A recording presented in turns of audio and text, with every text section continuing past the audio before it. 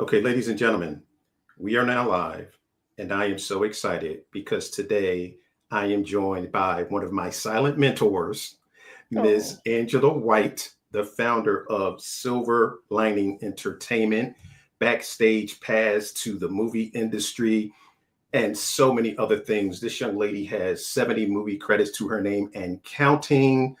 She is just so phenomenal. And as I just stated, she is one of my silent mentors. And ladies and gentlemen, if you don't have a silent mentor, you need to get you a couple because I have learned so much from her over the years, starting at the Peachtree Film Festival years ago when I sat in on her producers class. And, that really sent me on another trajectory. So a lot of what you hear that comes out of my mouth and a lot of things that you see me do in the way that I move is a direct contribution to this young lady sitting across from me because, again, she is such a wealth of knowledge. And it's just an honor and a privilege to call her my friend. And it is an honor and a privilege to have Miss Angela White back thank on you, a thank you, thank you, conversation with podcast. How are you? thank you. So good to see you, Floyd, as always. You're doing so well. So I first want to congratulate you Thank you. on your podcast. I remember when we first did this, might have been about 3 years ago, and you were Mhm. just starting. So you're walking in your purpose, you're walking in your truth.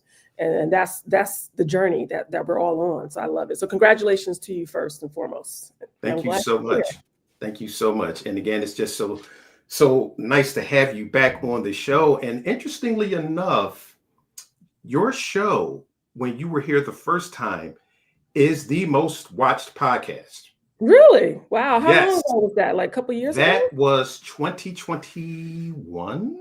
Wow, during COVID then. Yeah, and that is the most watched podcast that I have to date, and with good reason because there were so many gems and tips and the information that you gave and it just really resonated with people. And as you see, I chop it up, I put it on Instagram, and people love it, like, who is this? I'm like, yo, go look up, follow her on IG. So I'm really excited to have you back.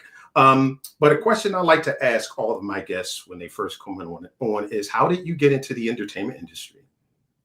Well, that's a long story, but I'll condense it. So I've been in the entertainment business for over 20 years now, really 25 years. I've been in LA over 20 years. So I initially started by going into law school. So literally, when I was in law school, I was interning at the time for a record company, and I was seeing there were opportunities for people of color, and particularly Black women, that did not exist. And it was very hard to get in. So I said, I'm going to get this law degree because that's going to open up doors. Education is very important and very key to fulfilling your purpose. So from there, I met two people who were working with Def Comedy Jam, and they introduced me to the world of comedy. I started becoming a manager of comedians. I even hosted a room in New York, the very famous Sylvia. Sylvia was one of my first legal clients out of law school, and they graced me with having a spot. It's called like an open mic, but this time it was for comedians. I'm going back on people. This is in New York. If you're from the East Coast, you know what I'm talking about. Open mics are big there.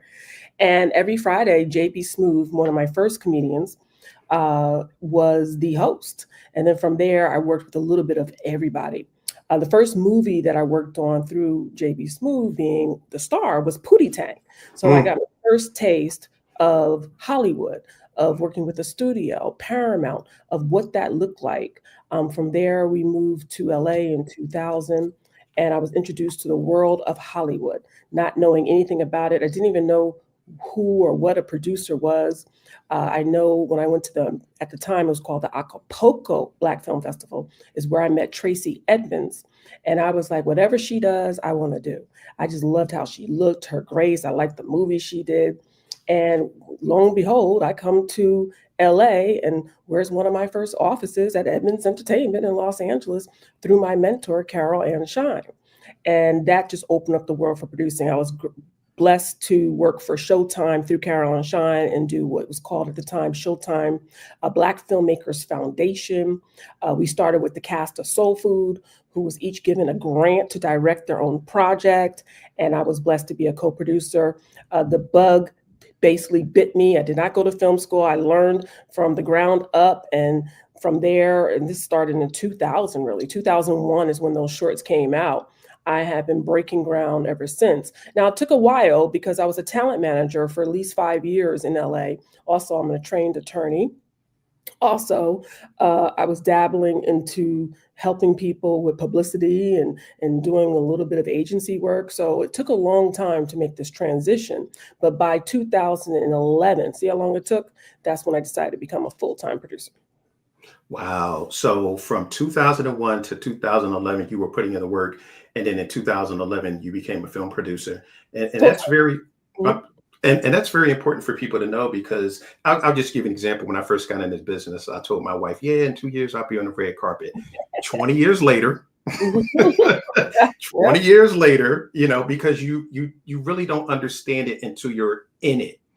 And I just did not know everything that I would need in order to navigate this business and the relationships that I would have to build to get to that point.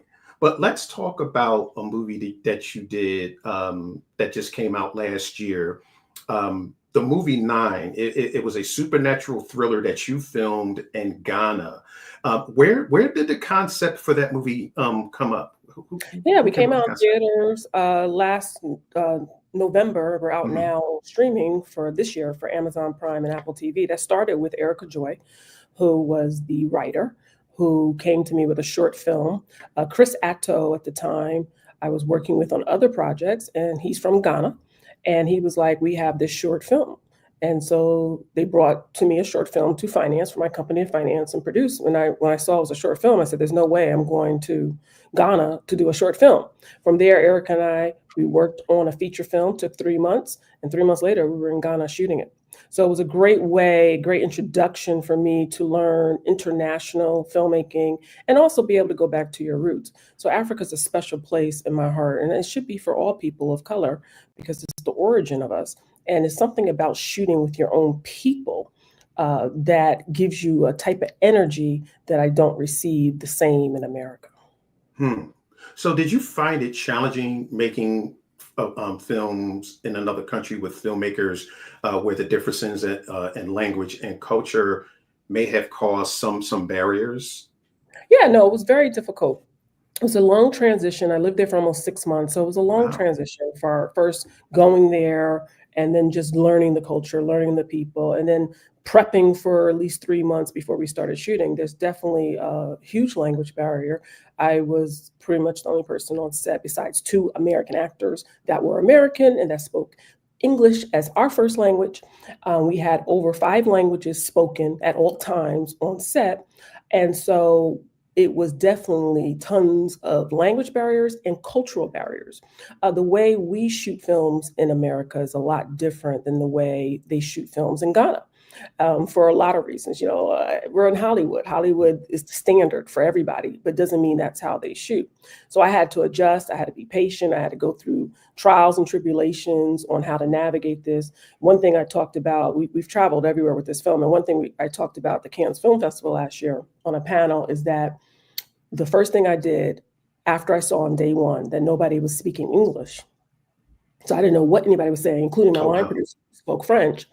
I said I banned all the other languages. And it wasn't to take away anybody's cultural identity, but it was for us to become one because we had different people from different tribes. A lot of my crew was Nigerian. Another portion of my crew was French. I had people from all these different places. And I said, we cannot be one if everybody's speaking a different language. There's no unity in that.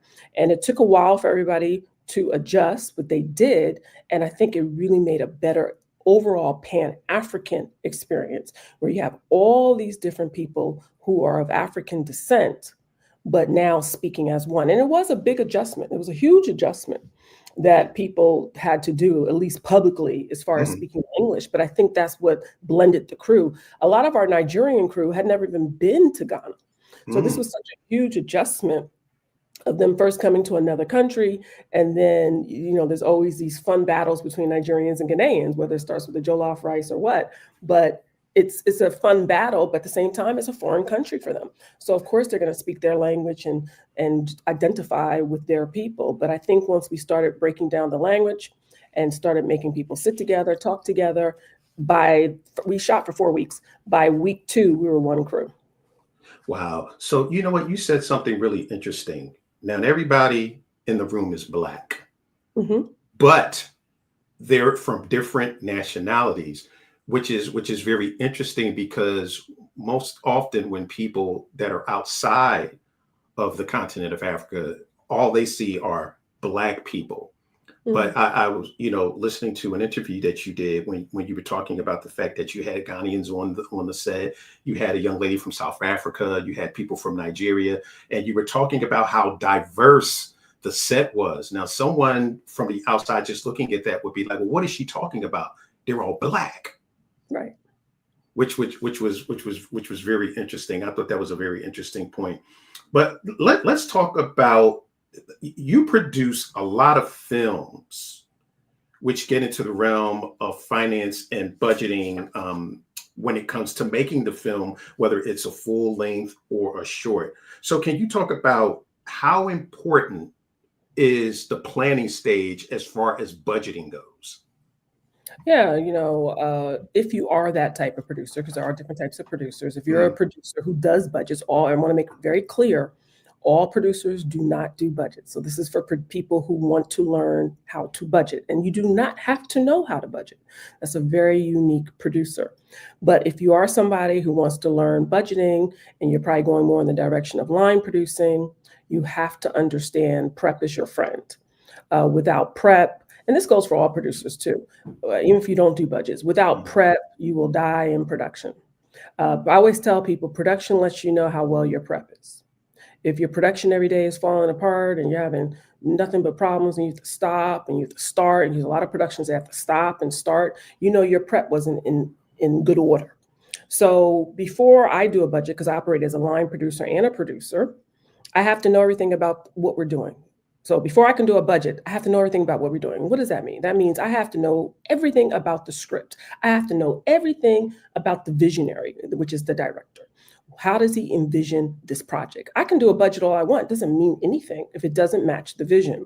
So before you start a budget, you have to know everything about the project. You have to know everything about the project better than the writer. I always joke with writers, as much as they think they know so much about their story because they've lived with it, they're mm, always shocked. Now, when the financial person is, because the line producer is a financial person, our job is to make sure we control the finances of the production. I always say the health and the wealth of the production.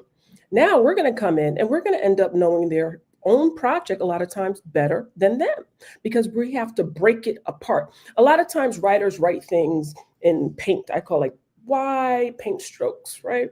They have a vision. But now we have to break that vision down into very nuanced way of how do we execute this vision. So you might see somebody going over the bridge and they're going to greet tons of people. I need to know, what kind of bridge are you envisioning? How many people are across the bridge? Where are we? What is our location? Where are we? What's the intent of that scene? Because that directly correlates with the finances of the show. Now, how does that correlate? Well, if it's a bridge, I got to find a bridge, right? Then I have to get a price on the bridge. If it's a bunch of people, there's a difference between 5 people and 20 people. There's a difference between 20 people and 50 people. If you're envisioning this to look like Scotland, then now we have to really find a unique location to mirror Scotland. So everything we have to know about each scene in order to execute it. Once I start understanding the vision, then you start applying the numbers. And the numbers are always going to change. I always tell people that the budget's always going to change. It's just a working document. That's how I look at it. It's just a working document. It's like water. It's always evolving. And so as the project's evolving, you're evolving. You're evolving with the budget. You're going to put in the initial numbers and you're going to keep tweaking it to hit your number. You're going to refine things. The director might have a vision of 50 background in the scene, but you might have to let them know, hey, you only can afford 20. That might change the look of the scene. So what happens? The writer sometimes will have to go back and rewrite that scene. Happens all the time. So prep is a long process. It is the most important process. Even for 9, I was in Ghana for 3 months before we started shooting because that was a part of my prep. It mhm. doesn't matter what was written on a piece of paper. Now me and the director have to execute what's written on a piece of paper. And a lot of people don't understand that the writer has done their job when they have given us the blueprint. The script is the blueprint. They have done their job. A lot of times you never see them again unless you're at the red carpet premiere. And that's such a strange thought process for a lot of writers. They don't understand that. They're like, what do you mean? I'm not on set every day. I'm not just helping with it. No, you have done your job. Mhm. You have presented us the blueprint. Now the director is the visionary. His or her job is to execute the blueprint. And then here comes the producer to do the balance of both. Try to protect the writer's vision, but also we need a sellable movie, right? Sometimes people will write great stories. It doesn't mean it's sellable, doesn't mean it's marketable, doesn't mean anybody cares about the characters or anything that's happening. So all these things become a marriage. And then let's add in the actors. Now the actors have to really bring the writer's blueprint and the director's vision all to life. So that's why it's a team sport. It's a team sport, and everybody has their job and their role to do. The reason why you see a lot of directors too who end up getting screenplay by credits, a lot of people ask me about that, is because a lot of times directors have to come in and rewrite the script, not because the writer did anything wrong or because it wasn't properly written. It's because now they have to write a shooting script in the sense of this is what we're going to shoot. Mm. Might have been initially the vision, we can't afford it maybe, or we just can't get that location, or it just doesn't work. You can have an actor say, hey, I know what was written. I'm not reading that. It's not what I see for that character. I don't feel those lines. So a lot of times directors will have to rewrite the script in real time. And then we have to do another budget to apply to that and then turn it around. So filmmaking is a very lengthy process. And that's why I love working particularly with director writers. That's my favorite person to work with, a writer, director, and producer, the trifecta, because they understand budget, money. It's very hard for me to work with people who don't understand money because Mhm. that means we're going over budget. We're in trouble before we start. But you want somebody who understands money. You want somebody to understand the blueprint, the words on the page, and then you want somebody to be a visionary. So these are very special individuals who can go take a project and really turn it into something magical. Masterclass, ladies and gentlemen.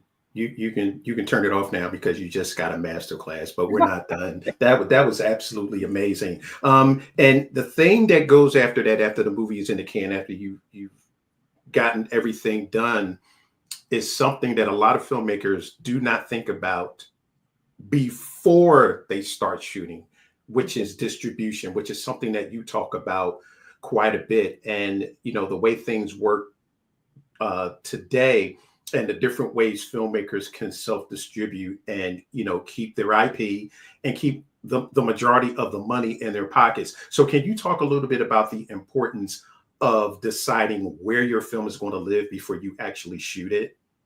Yeah, so let's break it apart if you don't mind in two No, no, ways, not at all. because it doesn't always work out the way you envision.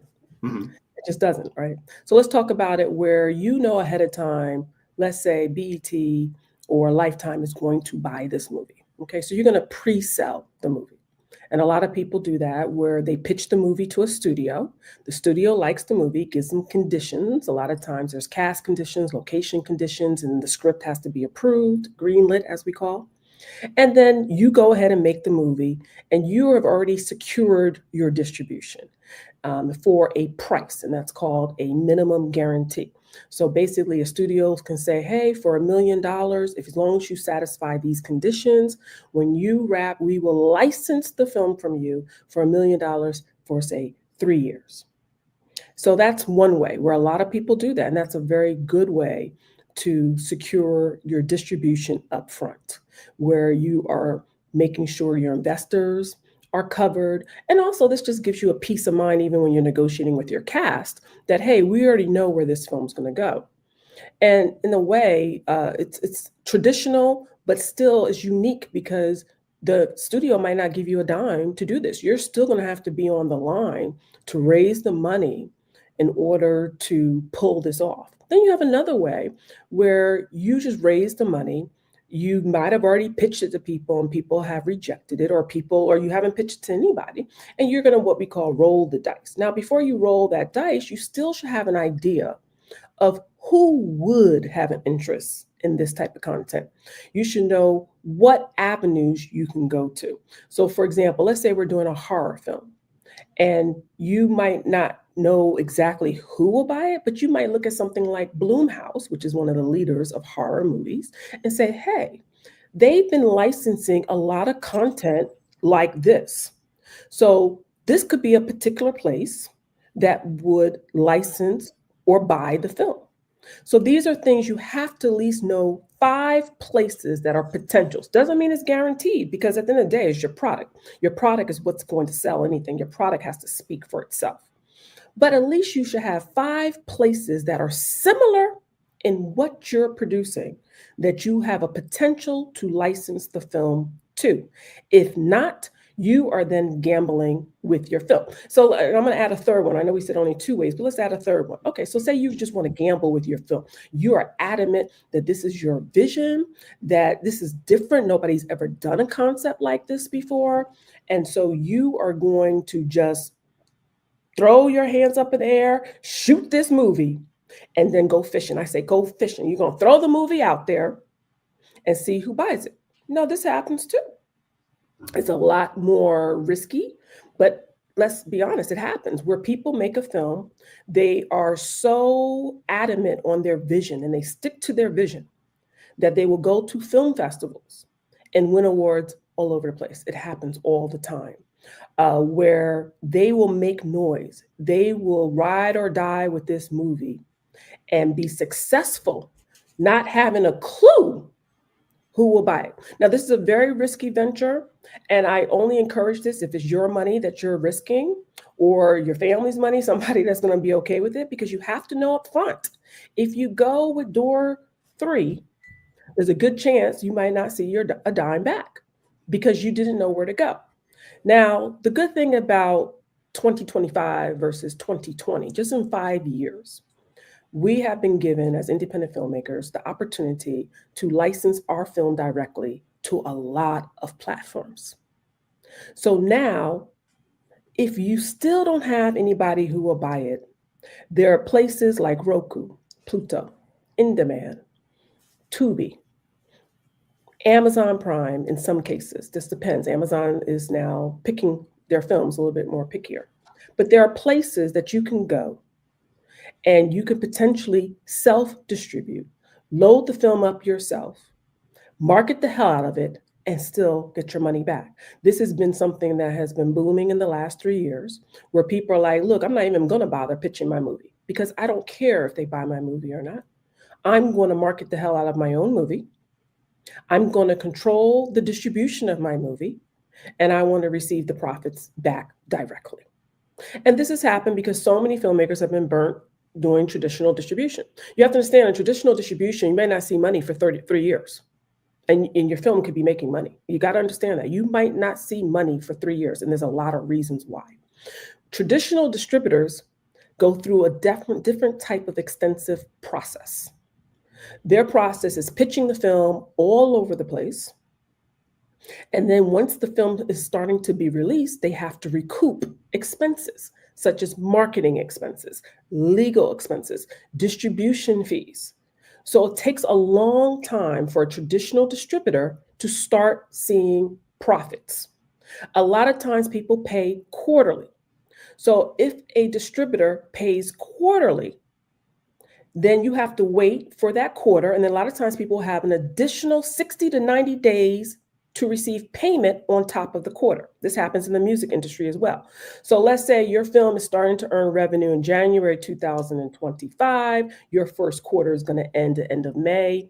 Your first quarter is going to end at the end of March. You still might have to wait additional 60 to 90 days to actually receive a payment. Now, out of that first payment, the distributor is going to recoup first all of their expenses. And a lot of times the expenses are greater than the profit. So it takes a long time for distributors to actually see money to send to you. So that's why a lot of people are like, I just rather, if I see 5 cents, I'd rather see that 5 cents right away than wait a year to 2 years and not see anything. You have to understand, traditional distributors go to all the film festivals to sell your film. All of that is recoupable. They set up different types of meetings. They have their own lawyers who do the contracts, the licensing agreements. All of that is recoupable. So there's a lot of expenses they're going to charge you for that you have no say in. And so for a lot of filmmakers, that just hasn't worked for them.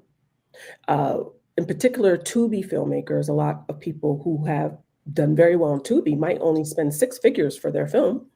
And they rather wait a year to see those six figures back, because for them, at least they see it back. The film is in their control. They'll control the marketing, they'll control the vision of the film. And so with this new self-distribution avenues, it's really opened the doors for filmmakers not to feel like we did 10 years ago or 15 years ago. If five places didn't buy it or license it, we were dead in the water. That's literally how it was when I started. You only had a few places, especially a Black film, to go to. And if those places did not buy it, you had no outlets. Amazon wasn't dealing with you directly. There was no Tubi, there was no Roku, there was no Pluto, there was not all these channels that have popped up. YouTube, we're streaming right now. Let me tell you, YouTube movies and ads is one of the biggest places people stream their movies and make a killing. Yeah. Don't sleep on YouTube. Okay, don't sleep. There's a lot of filmmakers out there who are quietly making a killing. They market it themselves, and it's cheaper to market yourself. You have social media now. They market it themselves. They do all the work themselves to set it up. They have also become the graphic artists, and they go out there and just tell people to come and watch their film, and people do it. Look at all the podcasts that are doing so well. The industry has changed. There's no reason why you have to give your economic future to other people. Yeah, and that is amazing, all of that. And YouTube is the most watched streaming platform. It Absolutely. beats everyone. So, if you're talking about, and we're going to get into this later, talking about being your own business and you have a product, and we're going to definitely talk about that. That is definitely one of the places that you can place your product. But you talked about something that really struck me. You said success means intelligence. And when you said that line, I said, oh my gosh. So for people who may not understand what you meant, can you explain? And let me say that line again so you guys can really hear what she said. She said success means intelligence. So can you talk about that a little bit? Yeah, this is a business and you have to be educated. Okay. I don't care how talented you are creatively. It has to marry with the intelligence. And what does that basically mean? It just basically means you have to treat this like a business. You have to get into the mind and brains of your consumer. Your consumer is your audience. Your audience is what will dictate the success of your film. And if you just pitch to them things they don't want, and you ignore their wishes, it's almost like a politician not listening to your constituents, and you ignore what they want. If you don't do the strategies that they're seeking, then it won't be successful. So you have to treat it like a business. You need to have a business plan. You need to have some investors. Even if you're not shooting a movie, you need to have some investors or something to be able to financially bankroll your business. I always tell people, don't quit your day job until you have at least six figures saved or access to six figures, somebody who's going to bankroll you. You need to be educated on this business. You need to understand how distribution works. You need to understand how legal agreements work. You don't have to be a lawyer, but you better understand what a crew agreement looks like, a producer agreement looks like. These are things that are musts. They're not ifs, because then you will be ripped off and you will turn around and blame somebody else for your lack of due diligence. It's not other people's job to explain to you what a distribution agreement is supposed to look like. It's not other people's job to explain to you what a license deal. It's not other people's job to explain to you the difference between a distribution deal and a negative pickup deal. You have to do the work. And if you do the work, the creative will match. You know why the creative will match? Because you would have already checked in with your audience. Your audience will tell you what they want to see. Your audience will tell you what they like. Big thing now is verticals. These are short forms of content. People are throwing out there to see, what does my audience want? If you look at the most successful filmmakers, they don't do just their vision. They push out a form of their vision with what the audience is craving for. Prime example person is Ryan Coogler. He's very artistic. He's definitely one of the best visionaries we've seen in this generation. But at the same time, he's giving the audience something new that they want. We haven't seen a visionary like this. He's pushing the envelope, but he's also in tune with his audience. Very shrewd. You have to have good cast. It doesn't matter if your mama's a good actor. It doesn't matter if you grew up with some of your friends for years and they just want their big break. Not on your film. No, you got to first establish yourself. Before you're giving people big breaks, you need to give yourself a big break. And that's a form of intelligence. You know, a lot of times I hate when I see filmmakers who are like, well, these have been my ride or dies, and I just wanted to do the film and the way I wanted to do it, and it didn't really matter what people gave me as notes. You know, a lot of times we give people notes, and didn't matter what the critique was. They didn't take anybody's opinion into consideration. And what happens is the film comes out and it goes nowhere because you thought that your opinion was the ultimate opinion. It's never the ultimate opinion. I'm going to go back to something. This is a team sport. It's never going to be my opinion. It's never going to just be the director's opinion. It's never going to be just the writer's opinion. This is a collaborative effort. And if you're the loudest in that room demanding your vision, you're probably the least intelligent person in that room. Because a very intelligent filmmaker is going to take everybody's opinion into consideration to make the best possible collaborative film. That's why you have to listen to your actors. You just can't be like, oh, you're the actor, just read the lines. No. Some of these actors understand character. They're going to give you some good notes that are going to be believable to the audience. You can't fool this audience. Okay, this is not 10 years ago where you can just go up there and just act and just do what you want to do and think you're on Broadway. No, people want to know, is this believable? Do I believe you? Mm-hmm. Are you making me feel some kind of way? Or are you just out there acting? If people think you're acting, you have lost your audience. Audiences want to become engulfed into the character, and they don't want to even see you as a real person. They want to see you as the character. When an actor has done a good job is when we forget who he really is. You ever see somebody and they're like, oh my God, they're so good. If I see them, I'm going to kill them. Did their job. Mm-hmm. Good example is Paradise right now on Hulu. Ooh, love that show. I don't give anything away, but the female villain, is one of the most evil characters I've seen on TV without giving anything away. Just, go see it. And people always say, I can't wait till she's killed off. What do you mean? This is what filmmaking is all about. Where you see when a character or a person does such a good job that you think they're just wicked, they have done their job. They have pulled some form of emotion out of you that you're screaming at the TV. That's bravo. That's what that is. That's bravo. And that's what you have to do. And so you have to take in consideration actors and their notes. A lot of times they give amazing notes because they're going to become the character. So you cannot be the loudest in the room. Don't think you're the smartest in the room. You need to have mentors around too that you can bounce ideas off, especially writers. Writers, you have to have other people read your script. You can't think, oh, I read it and it's good. No, I can guarantee you it's not, because you didn't take anybody's consideration of opinion. Trust me, there's going to be somebody else who's not as close to that script, who's going to see something that can help make the script more enhanced. And that's the goal.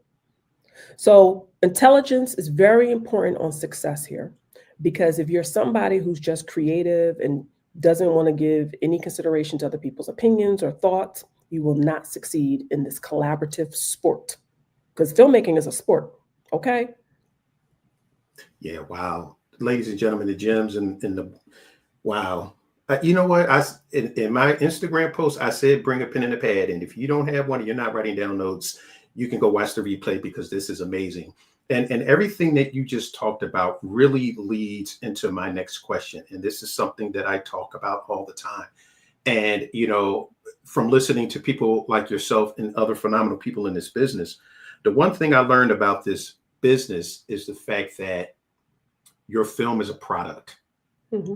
Your film is a product. And I always tell actors and actresses that you are a sole proprietor, that you are your business. So in your school, Backstage Pass, what do you teach your students that reinforces the business of the business for them, so that when they go out into the world and they're selling their product to the consumer, which is the audience, and they're selling themselves to a producer, which is the product. They are themselves the product. What are you teaching your students? And frankly, what are you teaching people that come into your orbit about the fact that your film is a product and that you as the actor and the actress are a sole proprietor?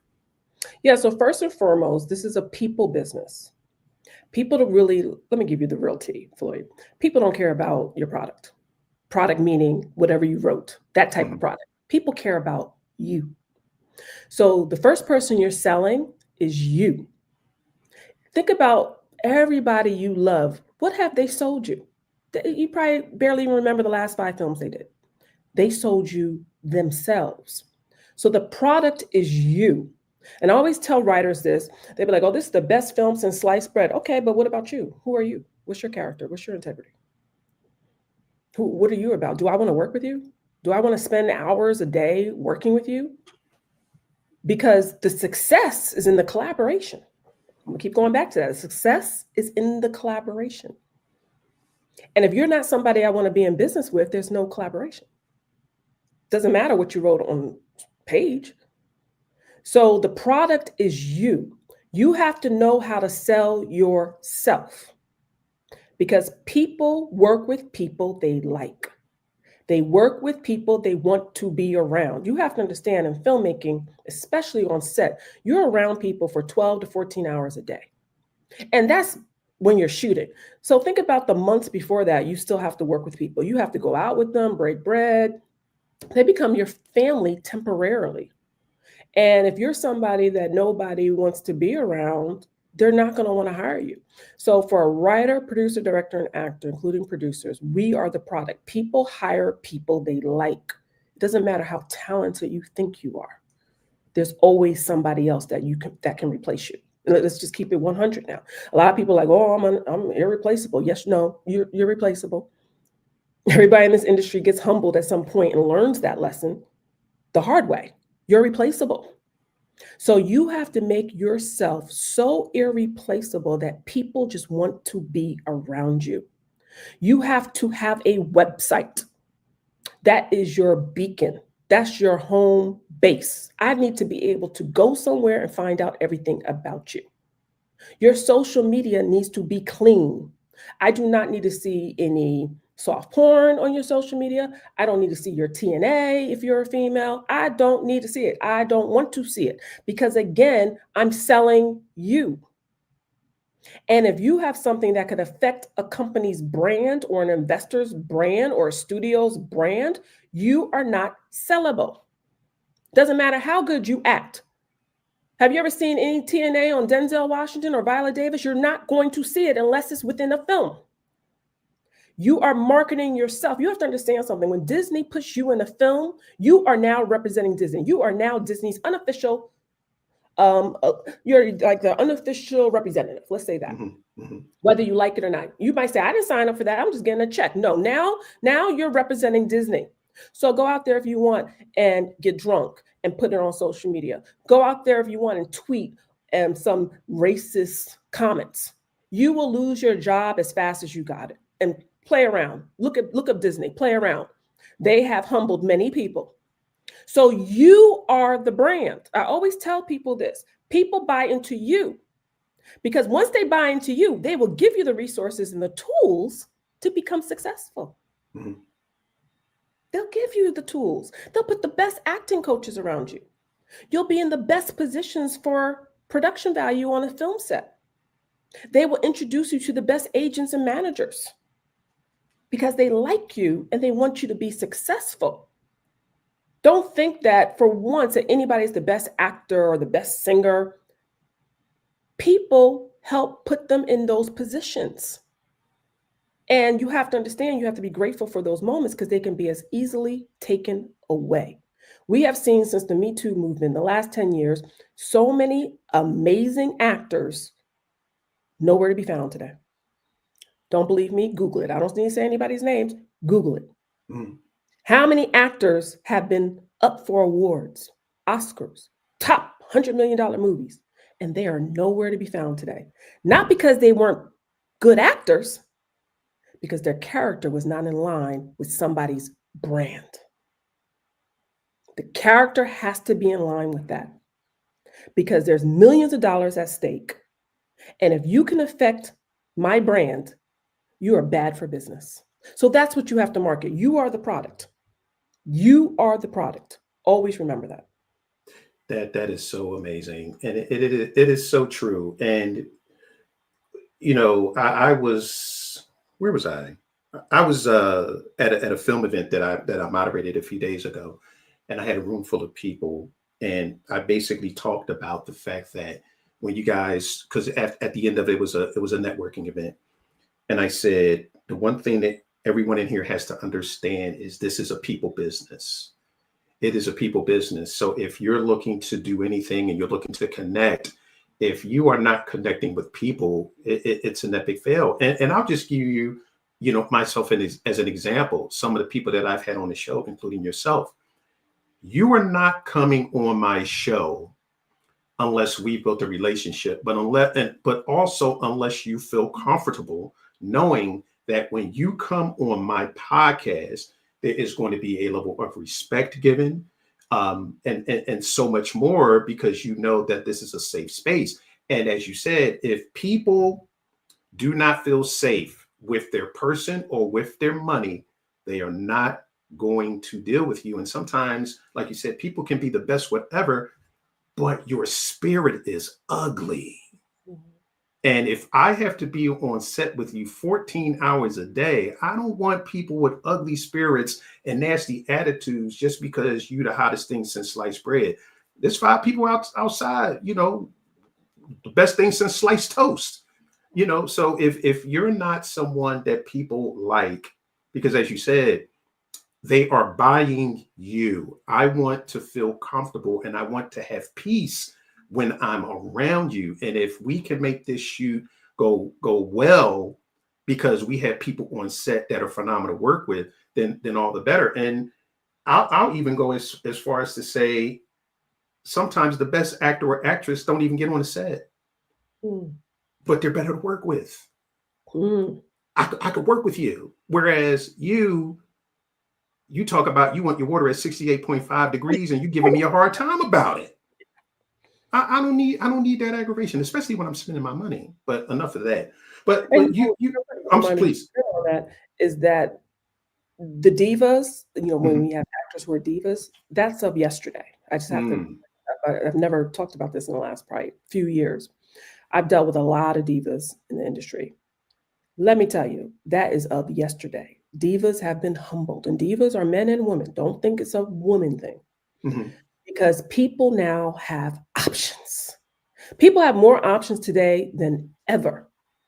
So, what we would have tolerated 10 years ago, I used to tolerate actors coming late to set. mm, That's a pet peeve for me now. You only have one time to be late with me on set. I'm not hiring you again. But 10 years ago, I would tolerate it. I'd be like, oh, but they're such a good actor. They're worth so much. They're marketable for the studio. They'll give us a lot. But now we're like, we can tolerate that. Let's find somebody who wants to be here on time. So the things we tolerated before are over because time is money. Money is time. And if you cannot respect my time, you don't respect my money. And if you don't respect my money, you don't respect what we're doing here. And so you will see less diva actors, in my opinion, now than ever. And then also, as producers, we're more comfortable to call people out. mm. We weren't comfortable to do that before. It was almost like, oh, we're so scared. I'll be honest with you, 15 years ago, we'd be scared to talk to some actors. We'd rather talk to their agent or manager, like, oh, we're having a little problem. Your actor's always late, or your actor never knows their lines. That drives a director nuts. An actor comes on set and doesn't know their lines. You just cost us a couple hours because now you have to go back to the trailer and learn your lines. Mhm. You'll be nervous to speak to an actor for a lot of reasons. Now, we have no problem pulling the actor to the side and letting them know what's going on here. And we need you to get it together. Because there's too much at stake. Pretense is over. We've booked you. Now you have to be a professional and we have to work together. So I just want people to know that I think actors are understanding that. Actors are also becoming more producers. So I think they're also understanding that when they're in the producer seat, it's not easy. I have so many friends who are actors who become producers. And they're like, oh my God, do I act like that? Because they're in shock to see a Mhm. mirror of themselves sometimes. Like, wait Mhm. a minute. This is how actors act, and they're an actor. And I'm like, yeah, we deal with this all the time. Say an actor just comes an hour late. Now you've just pushed the whole production hour. Or an actor comes and doesn't know any lines, hasn't even looked over their lines, hasn't even looked at it. Like, where are we at today? What's going on? Or somebody comes with a full face of makeup on. Now we got to take all the makeup off and put so we can get you to look the way you're supposed to look. Mhm. And people are in shock. So I think that's helping the industry that so many actors are becoming producers and directors. So they're even now more understanding when they're on set. Like, I can't be acting like this. That's why when Tom Cruise went crazy, when that leaked a couple of years ago, and people were like, oh, he's going crazy on that set of Mission Impossible. I don't know if you guys remember that, where his audio Yes. was going crazy, and he's an actor. People were like, probably, why is an actor going crazy? Because it was his money. Money is time. Time is money. He's operating as a producer, and he's putting in 110%. So he expects everybody else to put in 110%. If the actor's going to get up first thing in the morning and be on set, guess what? You need to be the first thing on set as well. So I think people are starting to get it. So sorry, I just wanted to jump in and explain that a lot of things are changing, and they're changing for the good. The industry is becoming so much more collaborative. And I love to see what's happening with it, because I think that's going to produce better products. Yeah, and it's disrespectful to me personally as a person that you think that less of me, that you showing up 60 minutes late to call time is okay. You've just disrespected every single person on this set. And now, excuse my French, you fucking with my money. Yes, And see, absolutely. we can't have that. And the thing is, and I'm glad that people are actors and actresses and whoever else is on the set, they're becoming more aware of that, because it could be you as the producer one day, That's right. like you said. And if you're playing fast and easy with people's money, don't be surprised if people play fast and easy with your money. And you don't want that, and you don't need that. And I remember years ago when I went to the American Black Film Festival, Bill Duke had a actors boot camp, and I always believe in getting places early. And someone came in 30 minutes late, and he said, you're late. And then they wanted to give all these excuses. And his thing was, if you're on time, you're late. You know where you're supposed to be. You got the call sheet. So why are you showing up late to my set? That just shows a blatant disrespect to what we're doing here. And if this is how you're going to act, okay, once we're done with this film, don't ever expect to hear from me again. And I had that happen on one of my productions. I did a full-length feature film, and then when I did a couple of stage plays, phenomenal actress, I would see her and she's like, Floyd, you haven't hit me up for anything. I'm like, why? Because I know what I'm getting. If I cast you, you're phenomenal, but I'm not going to be sitting there looking at my watch waiting for you to show up. So I would rather deal with someone, as you said, that is going to be on time, that's going to respect the process, and it's going to respect everyone else. But we're almost done here, because I don't want to keep you, because there are a couple of things I want to talk about. You have produced the film Darwin, which is on All Black now. So can you tell everybody what's going on with that? And So it came out last week. It's called Mhm. Darwin. It stars Danielle LaRoche, who is on Zatima. If you guys watch that Tyler Perry show, it stars also King Karan. And I produced that along with Swirl Films out of Atlanta. And the director, writer, and producer are a team of brothers, Aaron Mm. and Ali Abdin. Yeah, so it was a delight to work on the project. Again, they're triple threats. They write, produce, and direct everything together. So think of like the Hughes brothers. So I love seeing that. And that's why I said that the industry is just changing so much. But Darwin's a fun thriller where a group of friends rob people. So basically, they utilize Danielle's character to set up rich men Okay. in compromising positions. But what happens when you rob the wrong person? The prey now, or the predator becomes the prey. And so that's what happens in Darwin. Darwin, they basically tried to set up the wrong MF, and all hell broke loose. And Okay. so, such a good tale of be careful of what you do, be careful what you get entangled with. Is all money is not good money. Things that we do for money can have life consequences that aren't worth it. And as much as you think you're the baddest in the room, there's somebody else badder who will take you out. So it's a fun thriller. I don't want to give away the twist, but that's the premise. Basically, the predator becomes the prey. And it's on All Black, just premiered last week. I would love for you guys to see it. Y'all, so make sure y'all check that out. And you also, uh, to my understanding, you talked earlier about your foray into the comedy world, and you produced the Underground comedy series, which was absolutely phenomenal. A lot of the comedians that we saw on that series went on to do bigger and better things. So that's streaming on Tubi. Yeah, so the Comedy Underground series is a show I created. It was on All Black. We did 3 seasons. That was something, guys, that I shot independently, then licensed it to them, and then I got it back. So remember, guys, when you license projects, you'll get them back. Don't worry, it's okay. And in fact, in that case, I did the first season where I financed it with an investor. Then we pitched it to All Black at the time. It was called Urban Movie Channel. Then they paid for season 2 and season 3. And then I got it back 4 years later. So now we're blessed that it's on Amazon Prime and it's on Tubi. It's called the Comedy Underground series. Season 1 is hosted by Tony Rock. Season 2, Flex Alexander. Season 3, Red Grant. And MC Light is the DJ. So it's a fun comedy show with some of your favorites like Linnell, Tony Roberts, Coco Brown. So definitely, if you get a chance, go check it out. And Who's Cheating Who? When did you release that? That was last August on BET. That was Wendy Raquel Robinson, an actress. That was her directorial debut. That was the very first film she ever directed. And again, it's talking about how actors are transitioning. And we shot that in Atlanta, and that was another fun thriller. Thrillers are hot, guys. If you're looking for a genre, thriller is one of the number one genres that studios want. So remember, when we go back to the beginning of this conversation of when you're looking for distribution, you want to pick something that people want. So if you do a thriller, you will always find a home and an audience. People love thrillers, and in the Black community, particular thrillers that star African-American women. So Who's Cheating Who is a thriller with 2 couples that don't know that they are cheating with each other. And there's some twists and turns on there. And that's why it's called Who's Cheating Who. So remember, for genres, you want to make sure you're in a genre that people have an interest in. And this is tricky because we all have ideas. We're all creative, right? And we pick things that people don't want.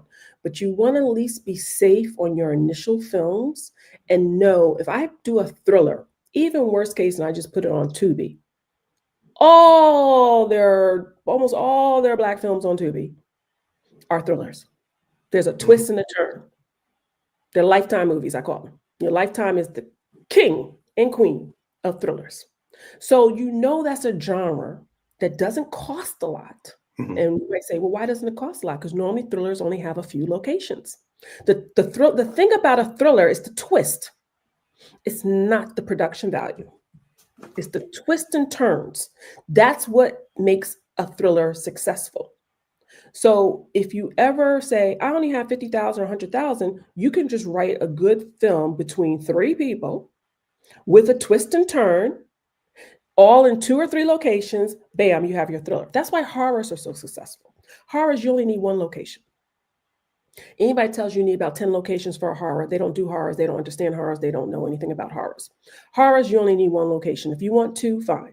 Horrors are very successful as well because you don't need name cast. You can have unknowns in a horror and it will translate. Horrors are all about the scare, the thrill. Again, this is going back to being intelligent and understanding what the audience wants. Audience want to be scared and thrilled in a horror.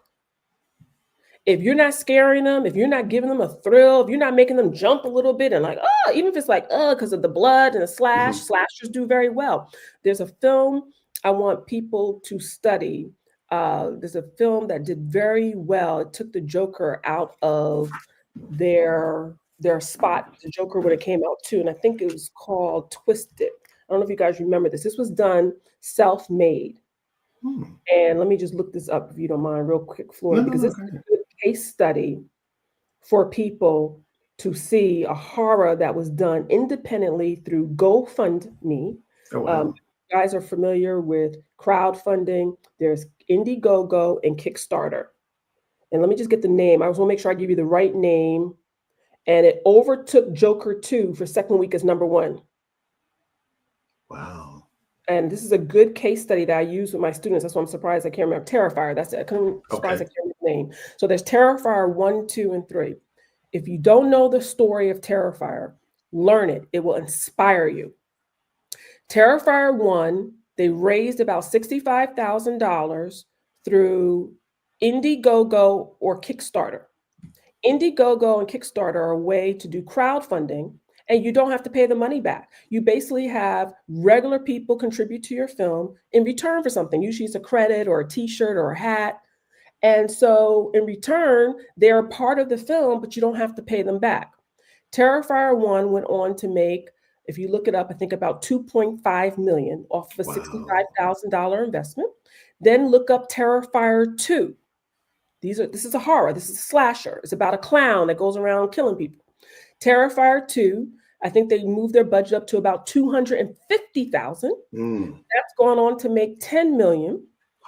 Terrifier 3 came out in October. If you remember, Joker 2 only was in the #1 spot in the box office for 1 week.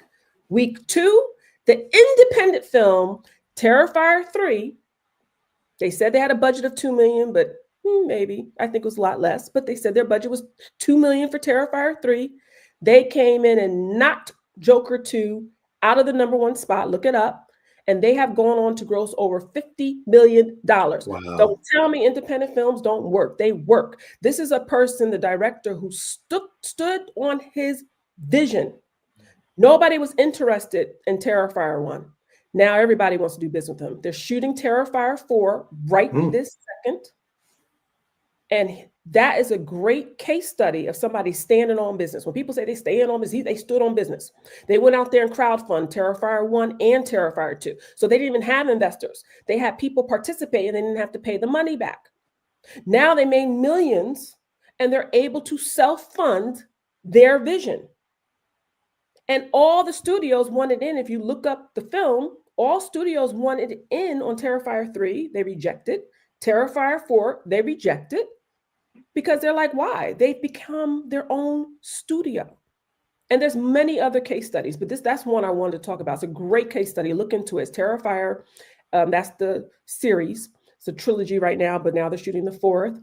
An example of a low-budget independent film that turned into a huge success. None of the actors were known that were in the film.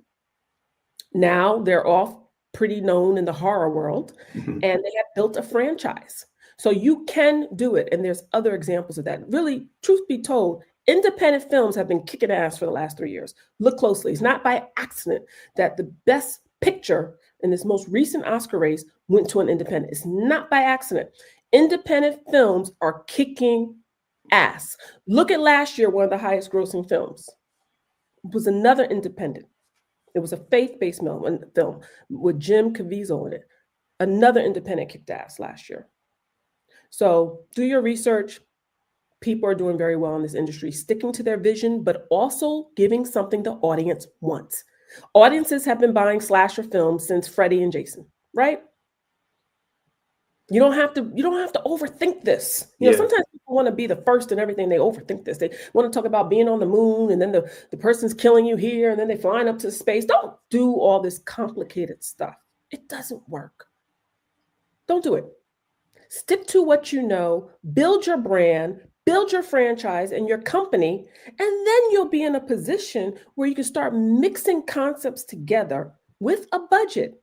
And then you have a built-in audience. It doesn't matter what you do, they'll go and watch it. Yeah, that's phenomenal. And you talk about making a horror film with one location. I watched a movie last night with my wife called Heretic. Oh yeah, I've seen it. And 3 main characters, one location, one house, ladies and gentlemen, upstairs in a basement.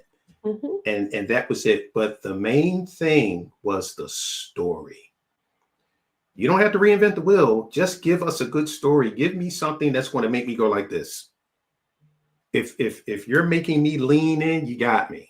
If I'm intrigued and I'm captured by the story, I'm going to sit there because I want to see what happens next. And I think oftentimes people want to reinvent the wheel and they want to get all esoteric, and all people want is a good story. And a colleague of yours, Brianna Cole, her latest film, Sugar Mama.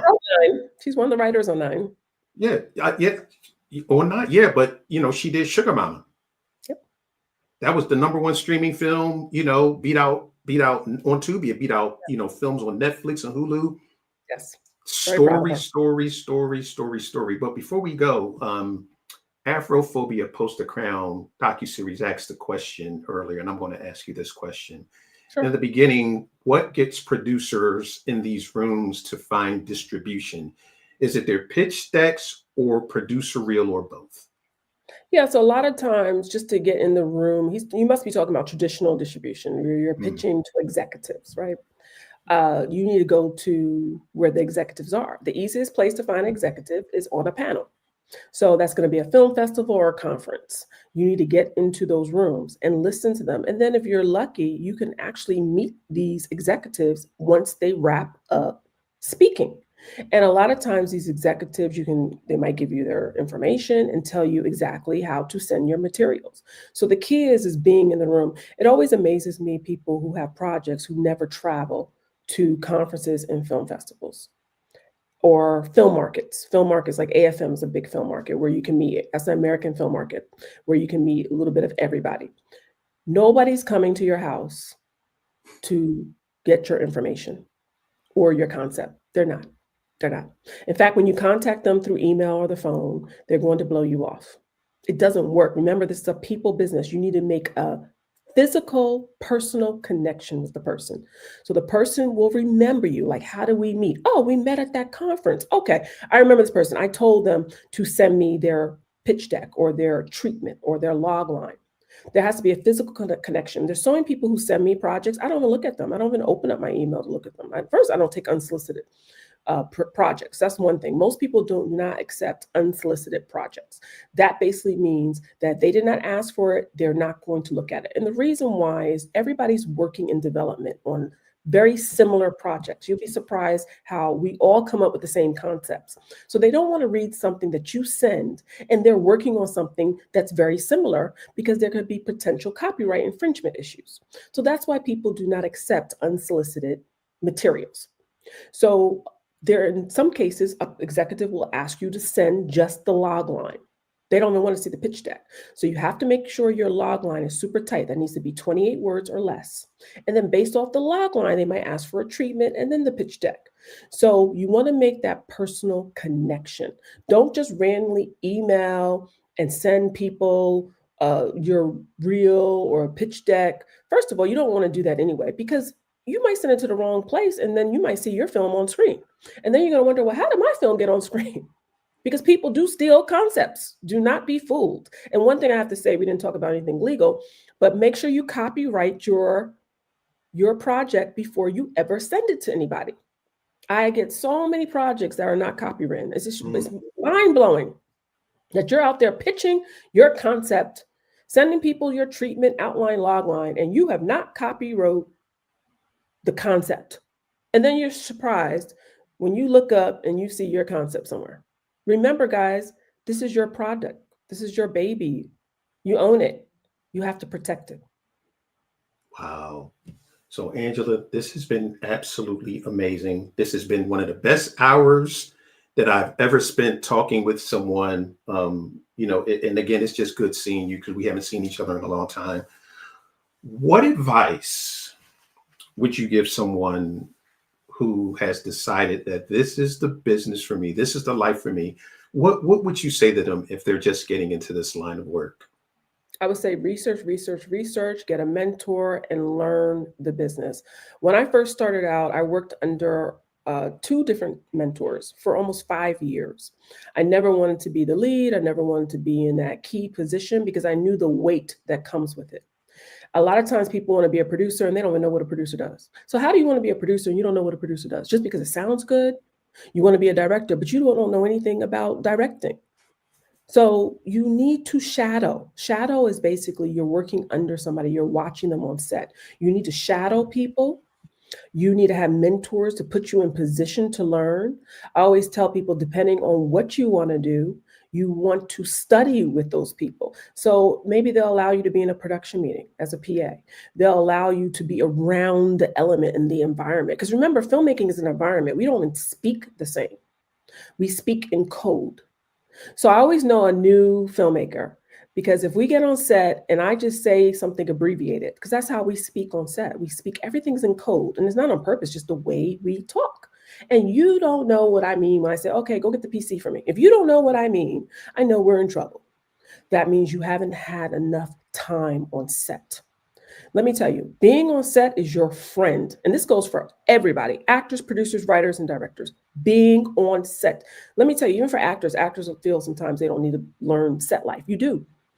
You do. The more you know set life, the better actor you're going to be because you're going to come on set prepared. You're going to know your marks. You're going to understand blocking. You're going to understand how do they set up the blocking. You know how many actors I know who just come on set and they don't understand the purpose of blocking? They don't understand how it's done. They don't understand how it's set up. They don't understand lighting. The good actors, they understand lighting. That's why sometimes they'll go back behind the monitor after they do a scene to make sure that it's looking the way they're envisioning it to look.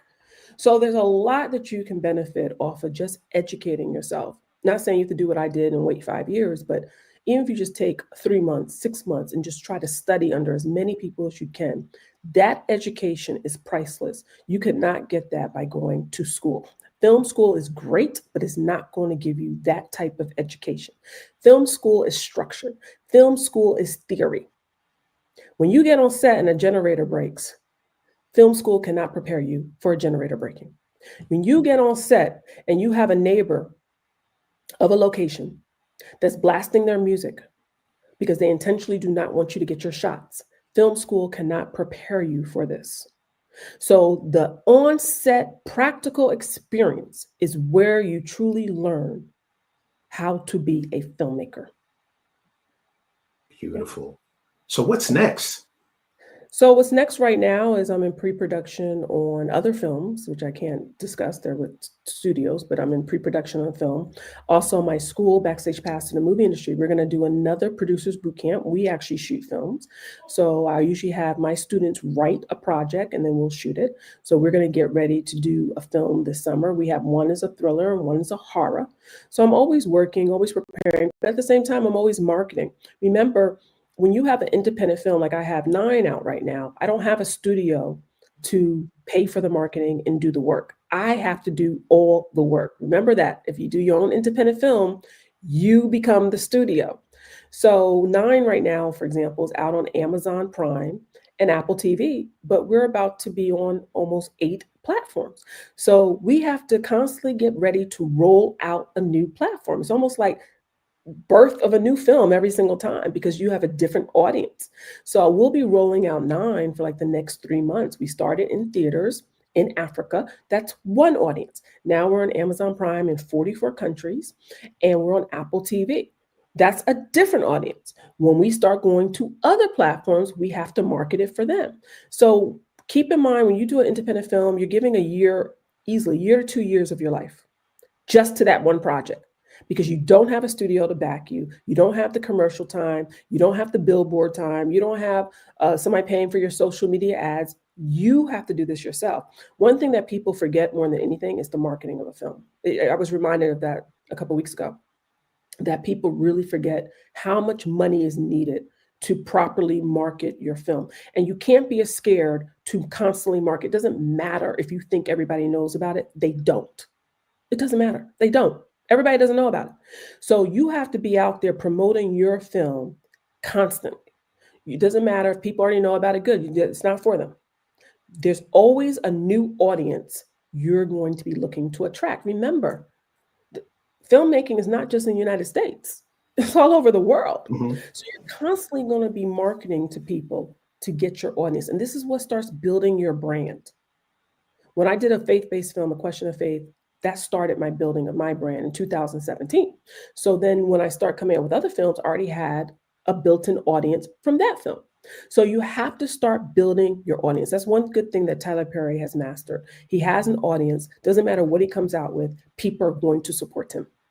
And that's what you have to do with your own film as well. You market until the wheels fall off. Yeah. And if you don't think marketing works, Honora, the film budget was 6 million. The P&A, or the print and advertising was 18 million. Mm-hmm. And they won almost everything at the Oscars. Yeah, and they actually talked about the fact that that's why they won 6, because they put a targeted campaign and they poured $18 million into it, and it ended up generating them 6 Oscars. So where can people find you, Miss Angela White? Yeah, so everywhere that social media exists, I'm Miss MS Angela White. You can follow me on Instagram, Facebook, Pinterest, X. I'm still on X, even though I don't really do much on X. Threads, TikTok, and that's branding. I'm Miss Angela White. I don't have different names. It's very easy. My website, Miss MS Angela White. I always tell people branding starts with you. If you have 10 different names, I'm not gonna be tuned into you. I'm not gonna go look for you under all these weird names and all these different platforms. It's one name. It's very easy. Miss Angela White. Website, all social media. Email, if you want to email me, info@Miss Angela White. Your branding starts with you, and it should be simple. So people do not have to go crazy looking for you. If you want to go to LinkedIn and find me, Miss Angela White. And so that's where you can find me. You can connect with me. I would love to connect with you. Ladies and gentlemen, I hope that you got as much out of this podcast as I have. As I stated, this was going to be a master class, and it did not disappoint. I am so filled. This was such an amazing talk, and I'm glad that I got to sit down with you for a little bit over an hour. I know that you are extremely busy, and it took some time planning this, but I'm so grateful that you took some time out of your day to come sit down with myself and the listening audience and the people that are going to be watching. Ladies and gentlemen, if you liked this podcast, please share it with your friends. If they're in the film business, please share this with your friends. Subscribe to the channel. But again, this podcast needs to be shared with anyone that is in this business, because if you want to know how to navigate this business the right way, this is definitely a podcast that you need to listen to.